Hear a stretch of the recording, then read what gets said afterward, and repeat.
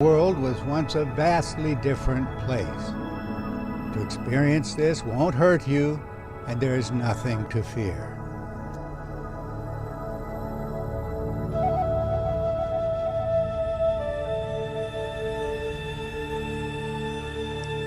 In these discourses, we're following the origin and evolution of an ancient gathering of planets close to the Earth. The formation stretched across the ancient sky, but is no longer present. The planetary assembly was witnessed around the world, and amongst its evolutionary phases, we've listed a condition called the polar configuration. The defining feature of this phase was the alignment of the Earth's rotational axis to that of the gathered planets. Our review will require us to follow implications to their logical conclusions. We can call these the acid tests of the reconstruction, and these tests do not allow for contradictions at the foundational level. We've identified the gathered planets as the source of the mythic archetypes now documented within all of the well-developed early cultures.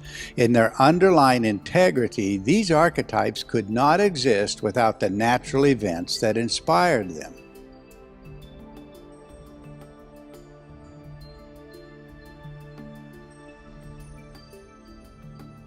The primary constituents of the polar configuration can be reliably named thanks to well-established astronomical traditions. The large sphere is the planet Saturn, the discharging star close to the center of Saturn as the planet Venus, and the smaller reddish sphere in front of Venus as the planet Mars. We've also briefly alluded to two subsequent phases. The phase of wandering, marked by instability, celestial conflict, and titanic wars of the gods. And then a further phase that we've titled the Ladder of Heaven, or alternately the backbone of the sky, which meant the ladder of heaven. It was the collapse of that final form that ended the myth-making epoch as the gods departed to become distant stars, more specifically the respective planets as we observe them today. Based on research begun decades ago, we've also suggested that another planet not seen in our illustrated phase here was Jupiter, hidden behind Saturn and only revealed when instability set in, bringing the collapse of the polar configuration. In the course of these presentations, we've emphasized certain principles of reasoning that are essential when working with evidence drawn from a massive ancient record. The protocol requires us to work with a variety of mythic interpretations, tracing back to the same underlying forms. Concrete events in the sky, lacking any counterpart in the sky we observe today, provoked a variety of mythic interpretations. And that is why common explanations of the global patterns, the archetypes, never worked.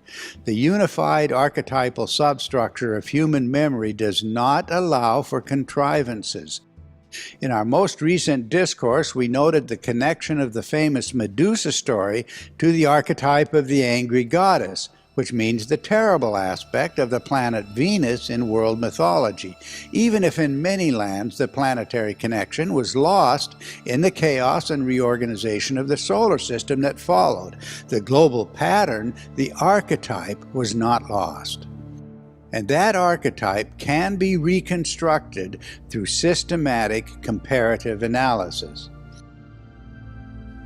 Our analysis linked the story directly to the visual departure of Venus from its original position. With this displacement, the planet was no longer seen as the central eye or radiant heart and soul of the universal sovereign, meaning Saturn, but as an Earth-threatening chaos monster. In this chaotic condition, the former symmetrical star-like discharge streamers of Venus acquired a wildly disordered appearance, as the unstable motions of the planet appeared to threaten the entire celestial order, including our Earth itself.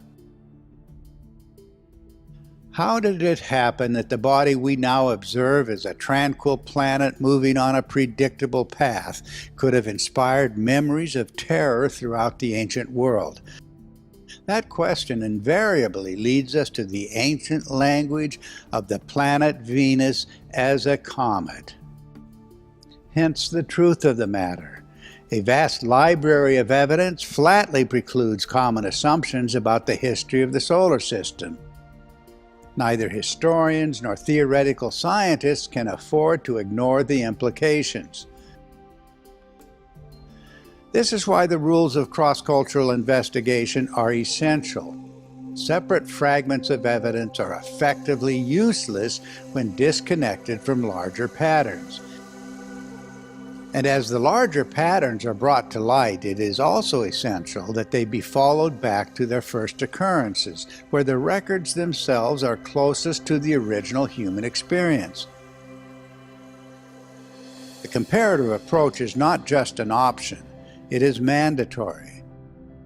Wherever diverse cultures use different words, different symbols, and different sacred practices to describe or reenact the same extraordinary events, that means a critical principle too long overlooked is awaiting discovery. I've made the point often, but it deserves repetition. Of the 5 visible planets, ancient cultures the world over identified only Venus as the mother goddess.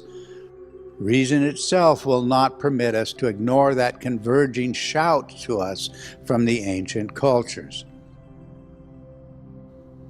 With this universal identity in front of us, we can begin exploring more fully the ancient imagery of the Mother Goddess, including and reaching far beyond her explicit cometary attributes in a phase of cosmic instability. The best place to begin will be the sacred texts of ancient Egypt, which have preserved the story in the most vivid and original details, enabling us to see a global connection to the ground floor of human experience from which all of the archetypes, hundreds of them, anciently arose.